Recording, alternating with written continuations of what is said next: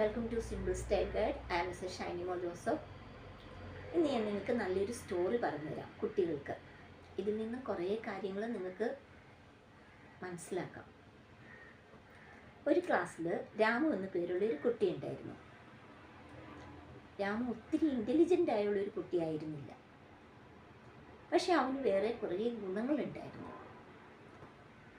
അവൻ എല്ലാവരെയും, മാതാപിതാക്കളെയും ടീച്ചേഴ്സിനെയും ഒക്കെ ബഹുമാനിക്കുകയും സ്നേഹിക്കുകയും അവർ പറയുന്നതെല്ലാം കേൾക്കുകയും ചെയ്യുമായിരുന്നു.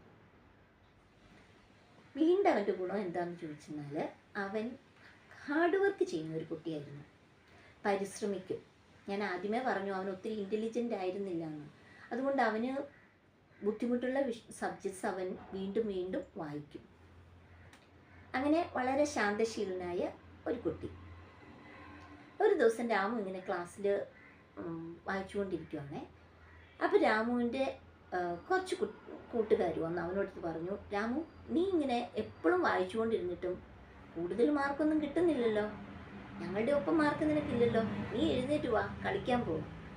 രാമു പറഞ്ഞു, ഇല്ല, ഇപ്പം ഞാൻ പഠിക്കേണ്ട സമയമാണ്. ശരിയാണ്, എനിക്ക് നിങ്ങളുടെ ഒപ്പം മാർക്ക് കിട്ടുന്നില്ല, അതുകൊണ്ടാണല്ലോ എനിക്ക് ബുദ്ധിമുട്ടുള്ള വിഷയങ്ങളൊക്കെ വീണ്ടും വീണ്ടും പഠിക്കുന്നത്. അതുകൊണ്ട് നിങ്ങൾ പൊക്കോളൂ. അവർ രാമുവിനെ കളിയാക്കിക്കൊണ്ട് അവർ ക്ലാസ്സിൽ നിന്ന് ഇറങ്ങിപ്പോയി. കുറച്ച് ദിവസങ്ങൾ കഴിഞ്ഞു. ടീച്ചേഴ്സ് എക്സാം ഒക്കെ ഇട്ടു. രാമുവിൻ്റെ പരിശ്രമത്തിൻ്റെ ഫലമായിട്ട് അവന് മാർക്ക് ഓരോ എക്സാമിനും മാർക്കുകൾ കൂടി വന്നു. അവൻ്റെ പേരൻസ് പറയണത് എല്ലാം അനുസരിച്ച് നല്ല ഒരു കുട്ടിയായിട്ട് ക്ലാസ്സിൽ വന്നു. അങ്ങനെ ഇരിക്കുമ്പോഴത്തേക്ക് ഒരു ദിവസം അവരുടെ ക്ലാസ്സിലൊരു കോമ്പറ്റീഷൻ.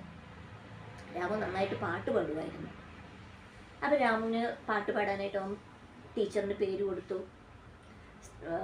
ടീച്ചർ സമയമായപ്പോഴത്തേക്ക് അവൻ്റെ പേര് വിളിച്ചു. സ്റ്റേജിൽ കയറി രാമു പാട്ട് പാടുവാണേ. പാടിക്കൊണ്ടിരുന്ന സമയത്ത് രാമു ഒരു ലൈൻ മറന്നുപോയി.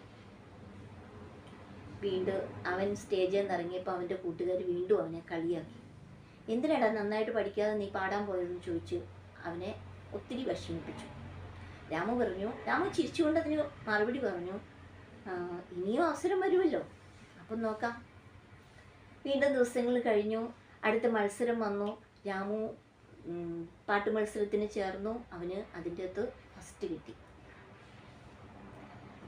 ആനുവൽ എക്സാം ആയി. രാമുവിന് നല്ല മാർക്കോടുകൂടി രാമു പാസ്സായി.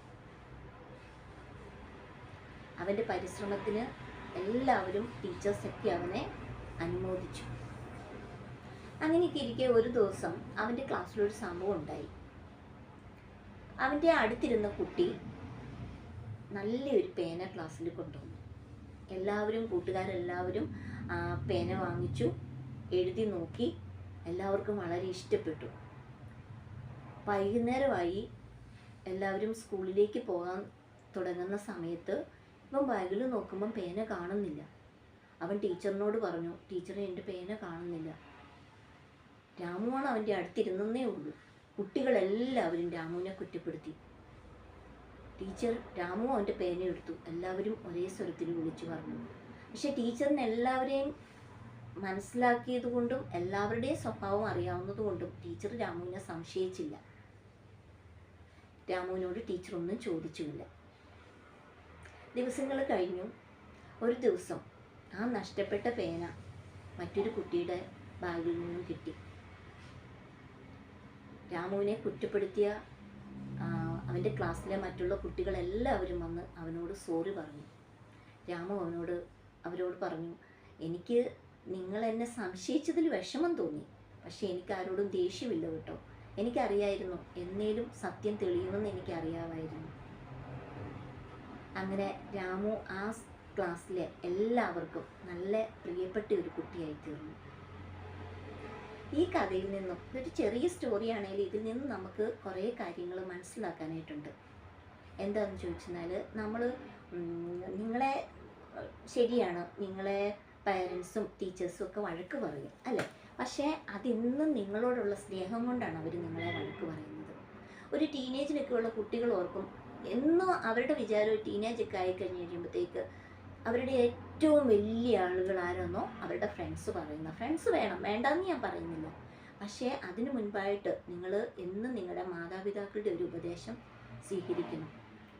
അവരെയാണ് നിങ്ങളുടെ ഓരോ ഉയർച്ചയിലും അവരാണ് ഏറ്റവും സന്തോഷിക്കുന്നവർ, അല്ലേ? അതുപോലെ തന്നെ രാമു നോക്കിക്കേ, അവന് പരാജയം വന്നു, വിജയം വന്നു. അവനപ്പം രണ്ടിനെ ഒരേപോലെയാണ് കണ്ടത്.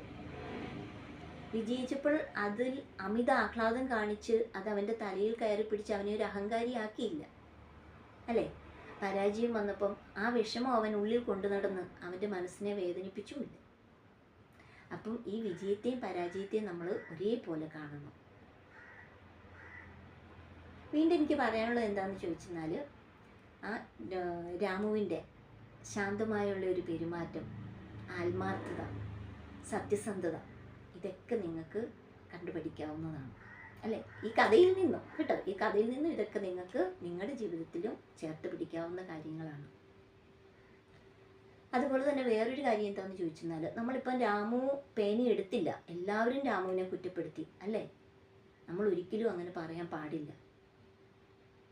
When we protect the innocent people we protect our humanity, അല്ലേ? നമ്മൾ നമ്മുടെ മനുഷ്യത്വത്തെയാണോ നമ്മൾ മുറുകെ പിടിക്കുന്നത്, സൂക്ഷിക്കുന്നത്? നമ്മൾ ഒരു ആൾ അവനെ കുറ്റപ്പെടുത്തി, അപ്പം ബാക്കി എല്ലാ കുട്ടികളും അവനെ കുറ്റപ്പെടുത്തി. അങ്ങനെ ചെയ്യാനായിട്ട് പാടില്ല. എപ്പോഴും നിങ്ങൾ നിങ്ങളുടെ മാതാപിതാക്കളെ അനുസരിച്ച് ടീച്ചേഴ്സ് പറഞ്ഞു തരുന്ന നല്ല നല്ല കാര്യങ്ങളെ ഉൾക്കൊണ്ടുകൊണ്ട് രാമുവിനെ പോലെ നല്ല കുട്ടികളായി തീരാനായിട്ട് ശ്രമിക്കുക. എല്ലാവർക്കും പ്രിയപ്പെട്ടവരാകുക. എല്ലാവർക്കും നല്ലൊരു ദിനം ആശംസിക്കുന്നു. Thank you.